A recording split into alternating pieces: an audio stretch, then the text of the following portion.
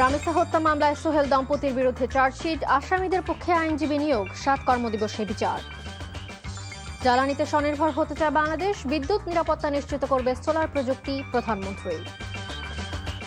ইসলামী ব্যাংকের চেয়ারম্যান এমডির ইস্তফা, নতুন চেয়ারম্যান খুরশিদ আলম। আইসিইউর অভাবে থমকে যাচ্ছে হামের চিকিৎসা, 24 ঘন্টায় আরও 16 শিশুর মৃত্যু।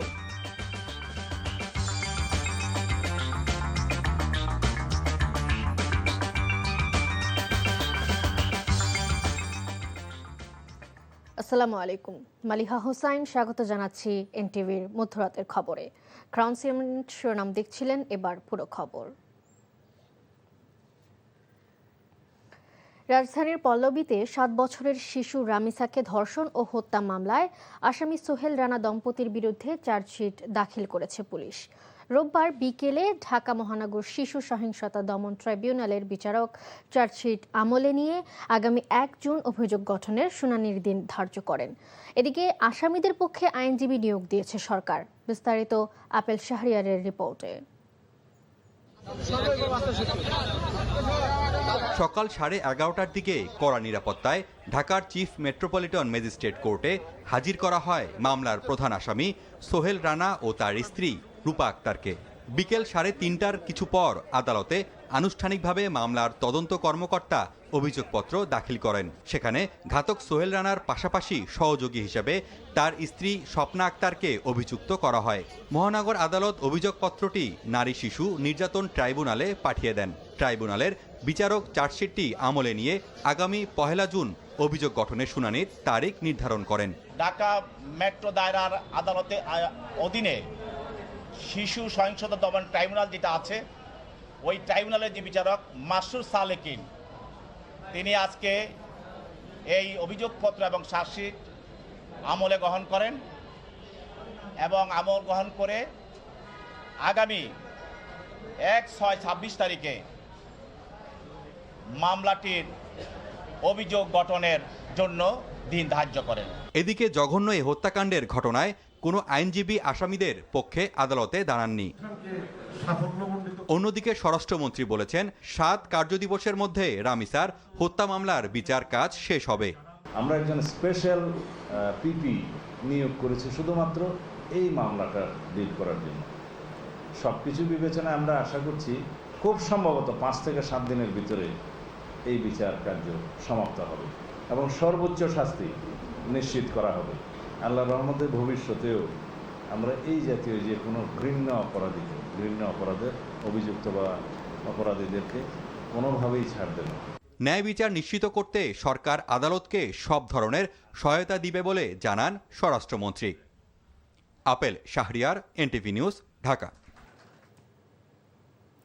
টেকসই জ্বালানির পথে অগ্রসর হওয়া এখন অর্থনীতি ও জাতীয় নিরাপত্তার জন্য অপরিহার্য। প্রধানমন্ত্রী তারেক রহমান কথা বলেছেন। তিনি বলেন, জ্বালানি খাতে দেশ স্বনির্ভর হওয়ার চেষ্টা করছে, আর টেকসই জ্বালানি নিশ্চিত করতে সৌর বিদ্যুৎ সহায়ক হবে। হাসান মাহমুদের রিপোর্ট। বিকল্প উৎস থেকে বিদ্যুৎ প্রাপ্তিকে বরাবরই সরকারের পক্ষ থেকে উৎসাহিত করা হচ্ছে। তেমন বাস্তবতায় জাতীয় সংসদ ভবনে নবায়নযোগ্য সৌর বিদ্যুৎ অন গ্রিড রুফটপের উদ্বোধন করা হয়। গণতন্ত্রের প্রতীক জাতীয় সংসদে সৌরশক্তি ব্যবহারের মাধ্যমে সরকার প্রমাণ করেছে কথা ও কাজে মিল রাখছে সরকার, বললেন প্রধানমন্ত্রী। নেতৃত্ব কেবল নীতিতে নয়, বরং বাস্তব কর্মকাণ্ডেও প্রতিফলিত হতে হবে। প্রতিটি নাগরিক যদি পরিচ্ছন্ন জ্বালানির এই অভিযাত্রায় অংশ নেয়, তবে বাংলাদেশ ইনশাআল্লাহ খুব দ্রুতই একটি সবুজ এবং টেকসই উন্নয়নের মডেল রাষ্ট্রে পরিণত হতে পারে। জ্বালানি খাতে দেশ স্বনির্ভর হওয়ার চেষ্টা করছে জানিয়ে প্রধানমন্ত্রী বলেন, টেকসই জ্বালানি নিশ্চিত করতে সৌর বিদ্যুৎ সহায়ক হবে। টেকসই জ্বালানির পথে অগ্রসর হওয়া এখন আর শুধু পরিবেশগত দায়বদ্ধতা নয়, বরং এটি আমাদের অর্থনীতি এবং জাতীয় নিরাপত্তার অপরিহার্য একটি অংশ। অনুষ্ঠান শেষে চিফ হুইপ সাংবাদিকদের এক প্রশ্নের জবাবে জানান, সংবিধান সংশোধন কমিটিতে শেষ পর্যন্ত যুক্ত হবে বিরোধী দল। দিন শেষে সংবিধান সংশোধন করতেই হবে, ছাড়া কোনো পথ নাই। নাম দিবেই, কেন দিবে? সেটা হলো মাননীয় সংসদ সদস্য যারা বিরোধী দলে আসেন, তারা বিগত দিনে কেউ সংসদের সদস্য হননি। এই প্রথমবারের মতন হয়েছে। প্রথমবারের মতো হইলে সেই বিষয়টা বুঝতে, ধাতস্থ হইতে একটা সময় লাগে। সামনে সংসদের বাজেট অধিবেশন শুরু হতে যাচ্ছে, আর এজন্য শৃঙ্খলা রক্ষার্থে সিদ্ধান্ত নেওয়া হচ্ছে দর্শনার্থী সীমিত করার, জানালেন chief whip Hasan Mahmud, NTV news, Dhaka. জ্বালানি সংকট মোকাবেলায় দেশীয় স্বার্থকে গুরুত্ব দিয়ে বিদেশি বিনিয়োগকারীদের সাথে কাজ করতে আগ্রহী সরকার। একথা জানিয়েছেন বিদ্যুৎ, জ্বালানি ও খনিজ সম্পদ মন্ত্রী ইকবাল হাসান মাহমুদ। রোববার দুপুরে সচিবালয়ে বাংলাদেশ অফশোর মডেল পিএসসি ও বিডিং রাউন্ড 2026 বিষয়ে সংবাদ সম্মেলনে তিনি বলেন, দেশের সম্পদের যথাযথ ব্যবহার করতে এমন উদ্যোগ নিয়েছে সরকার। জ্বালানি মন্ত্রী বলেন, প্রতিশ্রুতির 180 দিনের আগেই জ্বালানি সংকট মোকাবেলায় পদক্ষেপ নিয়েছে সরকার। এতদিন প্রাকৃতিক ও খনিজ সম্পদ কাজে না লাগিয়ে কৃত্রিম সম্পদ ব্যবহার করার কারণে দেশের ক্ষতি হয়েছে বলে অভিযোগ করেন মন্ত্রী। এ সময় বিদ্যুৎ ও জ্বালানি প্রতিমন্ত্রী অনিন্দ্য ইসলাম অমিত বলেন, দেশের স্বার্থ সংরক্ষণ করেই জ্বালানি ঝুঁকি মোকাবেলা করতে সরকার বদ্ধপরিকর। দেশের আইন কানুন মেনে এবং দেশের স্বার্থ রক্ষা করে আমরা এই বিডিংয়ে যারা পাবে তাদেরকে হস্তান্তর করতে পারবো এবং ভবিষ্যতে যদি আমাদের এখান থেকে গ্যাস বা তেল যেটাই উত্তোলন করা যায় সেটা দেশের উন্নয়নের জন্য একটা বড় নিয়ামক হয়ে দাঁড়াবে। ইসলামী ব্যাংকের নতুন চেয়ারম্যান হয়েছেন বাংলাদেশ ব্যাংকের সাবেক ডেপুটি গভর্নর মোহাম্মদ খুরশিদ আলম। রোববার রাতে বাংলাদেশ ব্যাংক থেকে এই সিদ্ধান্ত জানানো হয়। জুলাই গণঅভ্যুত্থানের পর আন্দোলনের মুখে ডেপুটি গভর্নর পদ থেকে পদত্যাগ করেন খুরশিদ আলম। রোববার ইসলামী ব্যাংকের চেয়ারম্যান হিসেবে নিয়োগ পেলেন তিনি। এর আগে ইসলামী ব্যাংকের চেয়ারম্যান পদ ছাড়েন জুবাইদুর রহমান। দিনভর ব্যাংকের ব্যবস্থাপনা পরিচালক ওমর ফারুক খানের বাধ্যতামূলক ছুটির আদেশ প্রত্যাহার, চেয়ারম্যানের অপসারণ, এস আলমকে দেশে শাস্তির আওতায় আনা, নিয়োগ প্রক্রিয়ায় অবৈধ হস্তক্ষেপ বন্ধ ও গ্রাহকের আমানতের পূর্ণ নিশ্চয়তা দাবিতে মানববন্ধন করে ইসলামী ব্যাংক সচেতন গ্রাহক ফোরাম। কিছুদিন আগে অনলাইনে সভায় উপস্থিত থাকার শর্তে 1.5 মাসের ছুটিতে যান ব্যাংকের চেয়ারম্যান। ব্যবস্থাপনা পরিচালক ওমর ফারুক খানকেও ছুটিতে পাঠানো হয়। 2017 সালের ইসলামী ব্যাংকের নিয়ন্ত্রণ নিয়েছিল এস আলম গ্রুপ। আন্তর্জাতিক অপরাধ ট্রাইব্যুনালে বর্তমানে 22টি মামলার বিচার চলমান, আর রায়ের জন্য অপেক্ষমান আছে 2টি মামলা। ঈদের পরই এসব মামলার রায় হবে বলে আশাবাদ জানিয়েছেন chief prosecutor advocate Aminul Islam. রোববার নিজ কার্যালয়ে সাংবাদিকদের তিনি আরও জানান, 31টি মামলার তদন্ত প্রায় শেষ পর্যায়ে। এছাড়া অগ্রাধিকার ভিত্তিতে গুম, খুন এবং ক্রসফায়ারের 150টি মামলার তদন্ত হাতে নেওয়া হয়েছে। জুলাই অভ্যুত্থানের সময় নরসিংদী, যাত্রাবাড়ি, মোহাম্মদপুর, রাজশাহী সহ দেশের যেসব স্থানে সবচেয়ে বেশি হত্যাযজ্ঞ ঘটেছে সেসব মামলার তদন্তে বিশেষ গুরুত্ব দেওয়া হচ্ছে বলেও জানান চিফ প্রসিকিউটর। দল হিসেবে আওয়ামী লীগকে নিষিদ্ধের তথ্য নেই বলে জানান তিনি।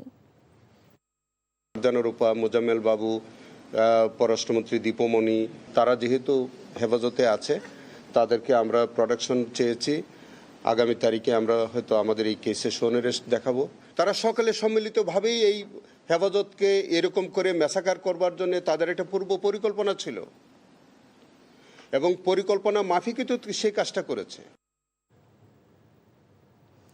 ঈদুল আজহা উপলক্ষে রাজধানী ঢাকা ছাড়তে শুরু করেছেন ঘরমুখ মানুষ।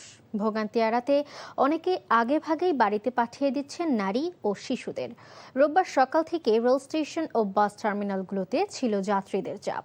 ঈদযাত্রা নির্বিঘ্ন করতে জোরদার করা হয়েছে নিরাপত্তা ব্যবস্থা। জুবায়ের প্রধানের রিপোর্ট।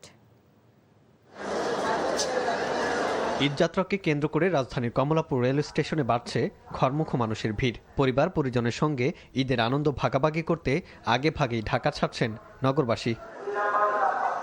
বাড়তি যাত্রীচাপ থাকলেও কমলাপুর রেল স্টেশনে ছিল না চিরচেনা হুড়োহুড়ি। কিছুটা বিলম্বে ট্রেন ছাড়লেও স্বস্তিতে বাড়ি ফিরতে পারছেন বলে জানিয়েছেন যাত্রীরা। শুরুতে খুবই এক্সাইটেড ছিলাম, বাট এখন মূলত খুবই দুঃখে আছি বলা যায়। বুড়িমারি এক্সপ্রেস যেটা, এটা একটু দেরি হয়ে গেছে, তারপরেও যাচ্ছি আনন্দের সাথে, যে টাইম মতো আসলে আলহামদুলিল্লাহ আমরা যাবো আর কি ভালোভাবে। আপাতত কোনো ভোগান্তি নাই, তবে টিকেটের একটু ক্রাইসিস। দাদা দাদু কাকা কাকি সবাই আছে এখানে। এখানে ঈদ করতে আমার ভালো লাগে অনেক। এদিন সকালে কমলাপুর রেল স্টেশন পরিদর্শনে গিয়ে সড়ক পরিবহন ও সেতুমন্ত্রী শেখ রবিউল আলম বলেন, এবছর ঈদুল আজহায় প্রতিদিন রেলযোগে 40,000-এর বেশি যাত্রী দেশের নানা গন্তব্যে যেতে পারবে।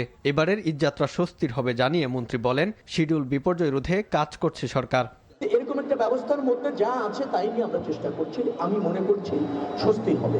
শিডিউলটাও ভালো, টিকিট যে বিক্রি হয়েছে সেখানে কোনো অনিয়ম বা সিন্ডিকেট এরকম হয়নি, সবসময় তদারকি আছে। এদিকে সকাল থেকে যাত্রীদের ভিড় দেখা যায় রাজধানীর বাস টার্মিনালগুলোতে।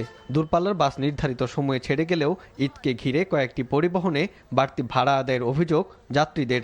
আমরা সায়দাবাদ থেকে লাকসাম যাচ্ছি, এখানে নর্মালি আগে 250 টাকা ভাড়া ছিল, আর 250 টাকার থেকে এখন 300 টাকা হয়েছে। আজকে দেখলাম যে রাশ কম আছে কিন্তু ভাড়াটা বাড়তি নিচ্ছে। ঈদুল আজহা উপলক্ষে সোমবার থেকে 31 মে পর্যন্ত টানা 7 দিনে সাধারণ ছুটি ঘোষণা করেছে সরকার। বৃহস্পতিবার দেশে উদযাপিত হবে ঈদুল আজহা। জুবায়ের প্রধান, এনটিভি নিউজ, ঢাকা। এদিকে ঈদের ছুটি শুরু হতেই সদরঘাট লঞ্চ টার্মিনালে ছুটছেন বরিশাল, ভোলা, চাঁদপুর, শরীয়তপুর সহ বিভিন্ন জেলার যাত্রীরা। টার্মিনাল থেকে বৃষ্টি আর ঝড়ের আশঙ্কা মাথায় নিয়েই গন্তব্যে ছুটছে লঞ্চগুলো। ডেকে বাড়তি ভাড়ার অভিযোগ আছে যাত্রীদের, তবে লঞ্চের কর্মকর্তাদের দাবি বাড়তি ভাড়া নেওয়া হচ্ছে না। বৃষ্টি ও ঝড়ের জন্য বয়া, লাইফ জ্যাকেট সহ প্রয়োজনীয় সরঞ্জামাদি মজুদ আছে।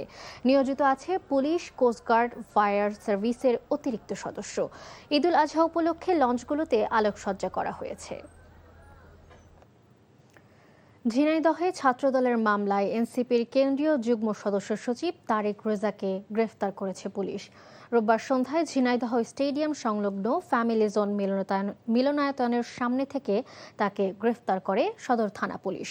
শনিবার রাতে জাতীয় যুবশক্তির নেতা অয়ন রহমানকে ডিবি পুলিশ যশোর থেকে আটক করলেও আদালতে হাজির করা হয়নি। এমন অভিযোগে জরুরি সংবাদ সম্মেলনের আয়োজন করেন এনসিপি নেতা তারেক রেজা।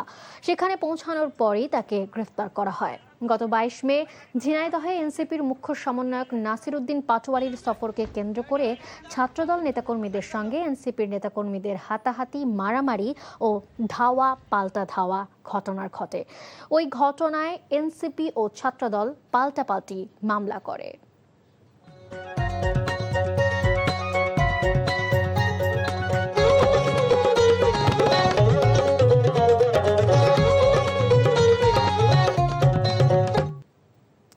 কনকাফারেন্স প্রেজেন্টস কোরবানির পশুর হাটের খবর। বৈরী আবহাওয়া উপেক্ষা করে রাজধানীর কোরবানির পশুর হাটে ভিড় করছেন ক্রেতারা। কাদামাটির মধ্যেই চলছে পশু কেনাবেচা। ছোট মাঝারি গরুর চাহিদা থাকলেও বড় গরুর বাজারে বেশি ক্রেতার দেখা মিলছে, তাই বিক্রেতারা মনে কিছুটা স্বস্তি নিয়েছে। বিভিন্ন পশুর হাট ঘুরে রিপোর্ট করছেন আবির আহমেদ। বিকেল থেকে রাজধানীর কোথাও টানা বর্ষণ, আবার কোথাও কাদাপানিতে একাকার। গাবতলী, তেজগাঁও, বনশ্রীর মোস্তমাঝি সহ বেশিরভাগ হাটের একই চিত্র। তবে ভোগান্তি উপেক্ষা করেই পশুর দাম পরখ করে দেখছেন অনেক ক্রেতা। আজকে নিয়ে যাব, দাম বেশি হোক বা কমই হোক, ঠিক আছে, কিন্তু ওনারা দাম ছাড়তেছেন। হাটে বেশ কয়েকটি গরু দেখেছি, পছন্দ হলে নিব। কিছুটা ধীরগতি থাকলেও ব্যাপারীরা বলছেন আবহাওয়া স্বাভাবিক হলে আরো বাড়বে বেচাকেনা। মানে 1.5 লাখের গরু 1 লাখও বলে, মানে আর 2-1 আসছে আলসা দাম বলছে, বুঝছেন, কোনো দামের কোনো সিস্টেম করে বলছে না। কাইনে 20টি গরু আসছে, গরু লিয়ে আসি 20 তারিখে, একটা বিক্রি হয়েছে না। আজকেও হয়তো হালকা পাতলা হবে, আগামী গাইল ধরে বেচাকেনা লাগতে পারে। গরুর পাশাপাশি ছাগল ও ভেড়ার হাটেও রয়েছে ক্রেতাদের আনাগোনা। সামর্থ্য আর পছন্দ মিলিয়ে কোরবানির পশু কিনতে এখন হাটমুখো নগরবাসী, আর ক্রেতাদের উপস্থিতিতে বাড়ছে এই হাটের প্রাণচাঞ্চল্য। অনেক ক্রেতাই বলছেন শেষ মুহূর্তের ভিড় এড়াতেই এখন হাটে আসছেন তারা। দাম মোটামুটি বেশি না, আবার কমও না, ঠিক আছে, আশা করি 7 দিনের মধ্যেই পাওয়া যাবে। ভালো লাগছে, গরু কিনে খুবই ভালো লাগতেছে। বেশি গরু দেখি নাই, 2-3টা দেখছি, তারপরে দেখলাম এটা সামনে পছন্দ হয়ে গেল, এটা নিয়ে নিছি। রাজধানীর পশুর হাটে ক্রেতা বিক্রেতা উভয় মানছেন পুরোদস্তুর কেনাবেচা আসলে জমবে ঈদের আগের 2-3 দিন। আবির আহমেদ, এনটিভি নিউজ, ঢাকা। এদিকে কোরবানির ঈদে ছিনতাইয়ের মতো ঘটনা প্রতিরোধে কার্যকরী ব্যবস্থা নেওয়া হয়েছে বলে জানিয়েছেন র্যাব মহাপরিচালক আহসান হাবিব পলাশ। একই সঙ্গে হাটগুলোতে নগদ লেনদেনের পরিবর্তে কার্ডের মাধ্যমে মূল্য পরিশোধে উৎসাহিত করার কথাও বলেন তিনি। রোববার গাবতলী পশুর হাট পরিদর্শন শেষে সাংবাদিকদের সাথে আলাপকালে তিনি এসব কথা বলেন। ডিজি বলেন, পশুর হাটে ক্রেতাদের ভোগান্তি রোধে কন্ট্রোল রুম এবং ওয়াচ টাওয়ার স্থাপন করা হয়েছে। কোরবানির পশুবাহী যানবাহন যেন কেউ কোনো নির্দিষ্ট হাটে নিতে বাধ্য করতে না পারে সে বিষয়ে নজরদারি রয়েছে বলেও জানান র্যাব ডিজি। জাল টাকা শনাক্তে প্রয়োজনীয় ব্যবস্থা ও উৎপাদনকারীদের বিরুদ্ধে অভিযান অব্যাহত রয়েছে বলেও জানান র্যাব মহাপরিচালক।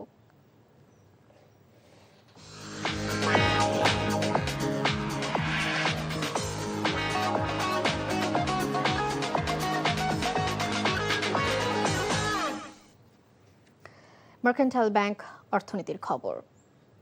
রাজস্ব কর্মকর্তাদের দুর্নীতির কারণে বড় ব্যবসায়ীরা কর ফাঁকির সুযোগ পায় বলে অভিযোগ করেছেন জামায়াত ইসলামের সেক্রেটারি জেনারেল মিয়া গোলাম পরওয়ার। রোববার সকালে রাজধানীর পল্টনে জামায়াতের সাথে ইকোনমিক রিপোর্টার্স ফোরাম ইআরএফ এর বাজেট বিষয়ক মতবিনিময়ে তিনি একথা বলেন।